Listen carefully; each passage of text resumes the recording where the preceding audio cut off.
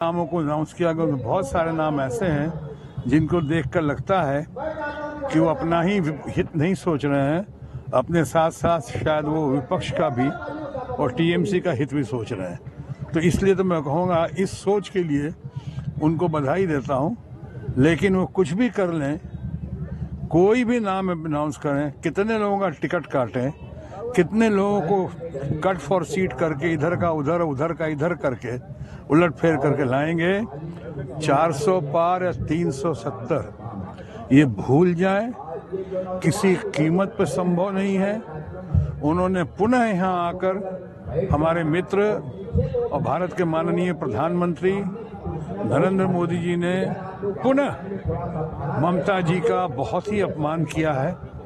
जैसी भाषा का प्रयोग किया उन्होंने कल परसों में यहाँ पे संदेश खाली के नाम पे, जो मामला सुलझ चुका है, जो मामला जिसको अंडर कंट्रोल आ गया है, उसको सिर्फ पॉलिटिकल रीजंस की वजह से उन्होंने फिर से उभारने की कोशिश की है।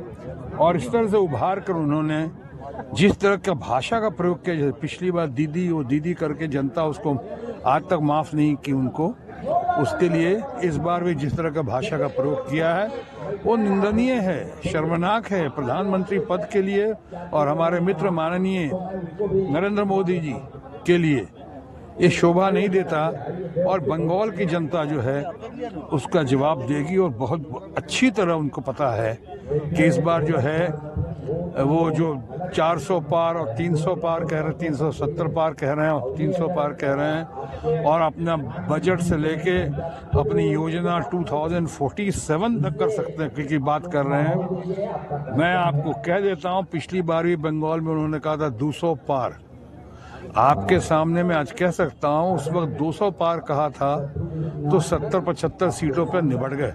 वो भी कैसे निपटे उस पर मैं ज्यादा नहीं जानना चाहूंगा, बहुत सारे इसमें बातें हुई। तो इस बार अगर उसी औसत से आ जाएं तो 200 कहा था तो 70-75 पर निप गए।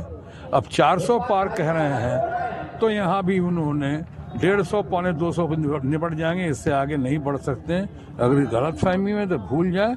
वैसे जिस तरह के नामों की घोषणा की है और अभी आज आपने जैसा बताया, मैं फिर से कहूँगा कि उनका इंटरनल अफेयर है, जिसका करें, लेकिन मैं इनमें से बहुतों को नहीं जानता हूं और ना ही मेरे अंदर कोई ऐसी प्रतिस्पर्धा की कोई दौड़ है उनके लिए, उन लोगों के लिए।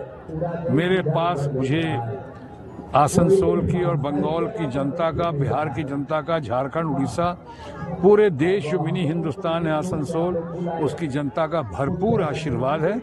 और मैं समझता हूं इस बार फिर आप लोग के सहयोग से, जनता के आशीर्वाद से तमाम पुराने हम कीर्तिमान एक नए तरीके से स्थापित करेंगे। ये उम्मीद भी है, ये कामना भी है और ये मेरी प्रार्थना भी है।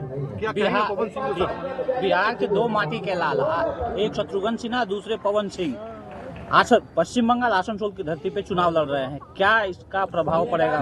मैं कैसे जानता हूँ? मैं तो जानता ही नहीं हूँ। कहीं ऐसा है, अभी आप जो कह रहे हैं मुझे तो ये भी नहीं पता है बिहार में हैं, कहाँ से हैं, या मैंने कुछ तारीफ सुनी है कलाकार सिंगर के तौर पे कि भोजपुरी फिल्मों में चाहे कुछ जगह उनका, लेकिन मुझे नहीं पता है कि वो बक्सर से हैं कि वाराणसी से हैं, यूपी से हैं कि बिहार से हैं। लेकिन जहां से भी हैं सबको चुनाव लड़ने का अधिकार है, ये लोकतंत्र है। अगर उनको चुनाव लड़ने के लिए भेजा गया है तो ये मायने नहीं रखता कि उनके अगेंस्ट में कौन है, मैंने क्या रिकॉर्ड कायम किया और क्या रिकॉर्ड कायम करूंगा, ये नहीं। मतलब है कि लोकतंत्र में सबको चुनाव लड़ने का अधिकार है और वो आ रहे हैं, तो मैं भी उनके लिए अपनी शुभकामना और शुभाशीष रखता हूं। फैसला जनता करेगी।